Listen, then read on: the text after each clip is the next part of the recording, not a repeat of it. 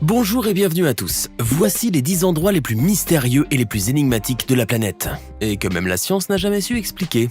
Allez, on commence. Nous allons vous emmener dans cette séquence dans un des endroits les plus mystérieux de la planète Terre, et dont le terrible secret demeure jusqu'à présent complètement opaque.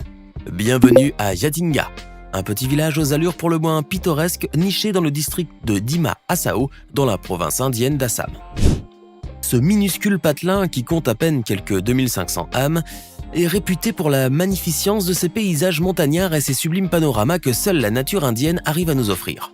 Malheureusement, ce paradis terrestre est aussi réputé pour être un endroit à la réputation très triste et sinistre, puisqu'il s'agit d'un véritable cimetière pour oiseaux. En effet, durant chaque saison de mousson, des milliers de volatiles hébétés et hagards venus des quatre coins du pays volent jusqu'à cet endroit précis avant de se laisser tomber et de s'écraser sur le sol. Ce suicide de masse des oiseaux a lieu généralement durant les nuits et les lunes brumeuses, entre 18h et 21h30 et surtout pendant les mois de septembre et octobre. Ces derniers font partie de plusieurs espèces et sont pour la plupart des juvéniles, ce qui ajoute encore plus de mystère à ce suicide collectif. Certains spécialistes avancent la théorie que ces oiseaux sont désorientés par les vents violents qui règnent en haute altitude, qui les feraient tout bonnement s'écraser sur le sol. Mais il est certain que cet étrange cimetière pour oiseaux n'est pas prêt de livrer tous ses secrets, aussi terribles et obscurs puissent-ils s'avérer. S'il y a bien encore un endroit encore totalement vierge sur Terre et que nul être humain n'a encore jamais foulé de ses pieds, c'est le Gangkhar Puensum. Si vous ne savez pas où ça se trouve, ce n'est pas trop grave car de toute manière vous n'irez jamais dans cet endroit.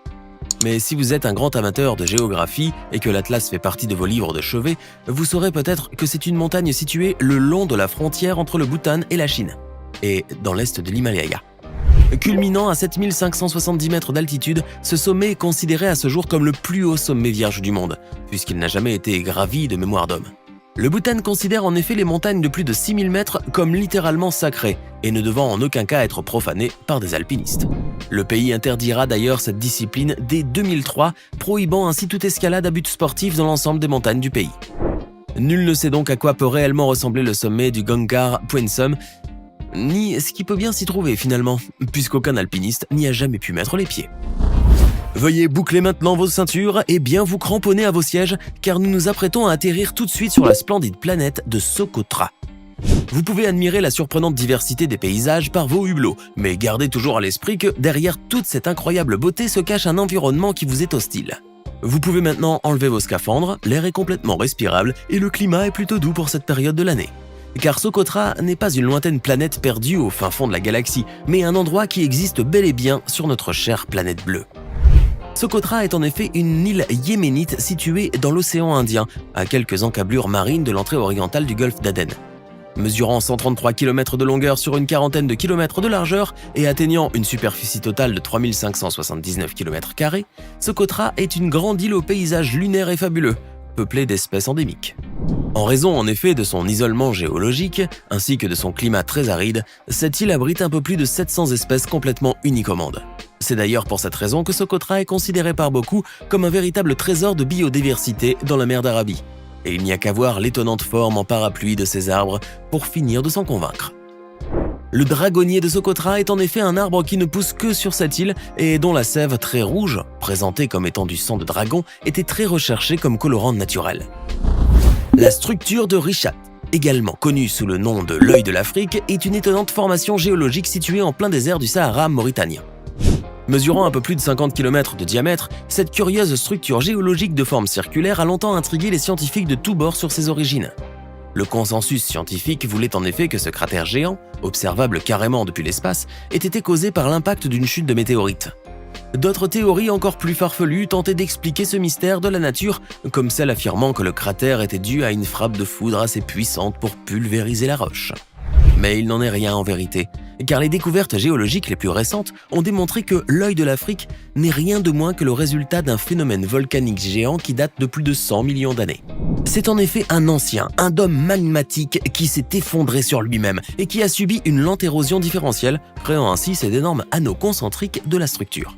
L'œil de l'Afrique ne s'est donc jamais fermé depuis l'époque du Crétacé, fixant ainsi le ciel et les étoiles sans jamais se lasser. Vous qui aimez tant les destinations insolites et les voyages des paysans, avez-vous déjà songé un jour à aller faire un petit tour du côté du mont Roraima? N'essayez pas de taper le nom de cet endroit sur Google Maps, vous ne pourrez rien trouver de pertinent de toute manière, car cette montagne perdue dans le nord de l'Amérique du Sud est totalement empreinte de mystère, à l'image des brumes qui caressent son sommet si singulier. Cette impressionnante formation géologique est en fait ce que l'on appelle un tepuy, une montagne tabulaire caractéristique du plateau des Guyanes. Son sommet est ainsi formé d'un large plateau atteignant une hauteur de 2810 mètres à son point culminant et peuplé d'une merveilleuse faune endémique. Certaines espèces de plantes carnivores ne se trouvent en effet que dans ce mystérieux endroit, ainsi que différentes sortes de reptiles et d'amphibiens et de nouvelles espèces qui sont d'ailleurs découvertes chaque année. Nul n'a jamais pu percer à jour les secrets de cette montagne et de son incroyable diversité biologique. Car si on sait aujourd'hui que c'est l'érosion naturelle des eaux et du vent qui ont façonné ce monument naturel de pierre, personne ne peut prétendre toutefois connaître les raisons qui font que certaines espèces ne peuvent être trouvées nulle part ailleurs dans le monde. Lorsque vous vous rendez sur un atoll paradisiaque du Pacifique, la dernière chose à laquelle vous pouvez penser, c'est que l'endroit puisse être hanté.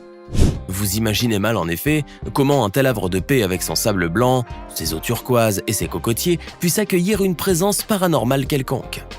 Alors vous sirotez votre délicieux cocktail tout en vous adonnant aux joies du farniente, sans plus vous soucier de la question, car pour vous, une île du Pacifique ne rime qu'avec le bonheur et la détente bénéfique. Mais si jamais vous posez les pieds un jour sur l'atoll de Palmyra, vous risquez très probablement de passer de bien mauvaises vacances, et c'est le moins que l'on puisse dire. Situé à plus de 1765 km au sud-ouest d'Honolulu, en plein cœur de l'océan Pacifique Nord, cet atoll lilliputien dont la superficie ne dépasse guère les 12 km² est pourtant l'archétype de l'île corallienne au sable fin et à l'eau claire et limpide. Mais au fil du temps, d'inquiétants incidents ont été répertoriés sur les côtes de l'île, des incidents trop fréquents pour être de simples coïncidences. En effet, plusieurs naufrages de navires ont lieu dans sa lagune, des avions s'y sont écrasés ou ont carrément disparu des radars, et des bagarres incessantes et violentes ont lieu chaque jour entre les résidents de l'île. On dénombre également des tas de meurtres sordides et de disparitions énigmatiques au sein de la population locale et des touristes de passage, et bon nombre de cas de suicide aussi. L'ambiance même qui règne dans l'île est oppressante et vous plonge presque aussitôt dans un état d'angoisse prononcée, alors même que la beauté des paysages est littéralement à couper le souffle. L'atoll de Palmyra est donc un lieu quasiment maudit, où vous ne voudriez certainement pas passer vos vacances bien méritées. Si vous êtes un amateur de la saga cinématographique de Star Wars, vous devez sûrement connaître l'île de Skellig Michael, même si ce nom ne vous dit rien de prime abord. Située sur la côte sud-ouest de l'Irlande, au large de la péninsule d'Iveragh, cette toute petite île rocheuse qui culmine à 218 mètres au-dessus de l'océan Atlantique a été vue en effet dans le film Star Wars Le Réveil de la Force, sorti en 2015. Mais oui, vous devez forcément vous rappeler de ce paysage fantasmagorique aux falaises escarpées et sans cesse fouetté par le vent et les vagues mugissants. Ça ne vous rappelle donc pas cet îlot de la planète océanique Ahch-To, où s'était réfugié le grand guerrier Jedi Luke Skywalker dans le film ? Bingo, vous avez vu juste, car c'est bel et bien cet endroit pour le moins mystérieux qui a accueilli une partie du tournage, notamment les scènes où l'on découvre le guerrier Jedi dans ce terrible environnement qu'il semble pourtant avoir apprivoisé à merveille. Mais si dans le film cette île est peuplée de créatures extraterrestres des plus insolites et incongrues, rassurez-vous, car vous ne risquez d'y croiser que des oiseaux marins, et en bonne quantité d'ailleurs, puisque cet endroit fait partie de leur zone de reproduction préférée. Généralement, lorsque vous pensez à une île déserte du Pacifique, vous imaginez des plages paradisiaques, de sable blanc et immaculé, à tel point qu'on pourrait croire que c'est de la neige. Mais saviez-vous que le sable de certaines plages peut revêtir des couleurs disons un peu plus vives et éclatantes, comme par exemple un vert émeraude ou un vert irlandais de toute beauté. À Papacoela Beach, une sublime plage hawaïenne, le sable arbore ainsi une couleur verte qui varie selon la luminosité et le taux d'humidité, du vert clair au vert kaki. Vous vous dites probablement que la surprenante couleur de cette plage est due à des algues marines, mais ce n'est pas vraiment le cas, car Papacoela Beach est constitué en fait d'un minéral vert cristallin appelé olivine, qui a été expulsé des entrailles de la Terre à cause de l'intense activité volcanique de l'île d'Hawaï. C'est donc un volcan entré en éruption il y a de cela près de 50 000 ans qui a fait ressortir ce sable cristallin de couleur verte mélangé à de la lave en fusion. C'est ensuite l'érosion naturelle et inexorable des éléments qui a contribué à façonner ces splendides plages de sable vert à l'olivine. Vous avez forcément déjà entendu parler des géoglyphes, ces gigantesques et parfois inquiétants dessins tracés à même le sol et qui sont si imposants qu'ils ne peuvent être pleinement vus que du ciel. Les plus célèbres de ces géoglyphes demeurent sans conteste les lignes de Nazca au Pérou, qui représentent des animaux et des insectes et dont le mystère n'a jamais vraiment été résolu. Mais il en existe des centaines d'autres dissimulés à travers le monde et que l'on continue encore à découvrir au jour d'aujourd'hui. Une des plus importantes découvertes de géoglyphes dans le monde concerne celle faite au Brésil en 1980, en plein cœur de la forêt amazonienne. D'énormes structures géométriques qui dateraient de plus de 2000 ans ont en effet été trouvées par des archéologues qui sont littéralement tombés des nues par l'ampleur de cette découverte. Les formes géométriques creusées assez profondément dans le sol ont pu ainsi résister à l'érosion du temps et des éléments durant pratiquement 2 millénaires. Mais malgré sa bonne conservation, ce site archéologique n'a pas encore révélé ne serait-ce qu'une infime partie de ses secrets, et les recherches sont toujours en cours pour tenter d'apporter quelques débuts de réponse. Et comme toujours sur votre chaîne YouTube adorée, nous vous avons réservé le meilleur pour la fin, avec cette séquence pour le moins renversante. Voici le Mystery Spot, une surprenante attraction touristique située dans les environs de Santa Cruz dans l'État de Californie. Inaugurée en 1939 par George Prater, cette attraction a été bâtie sur une colline de gravité ou colline magnétique, un endroit où la disposition du terrain environnant produit une illusion d'optique d'inclinaison.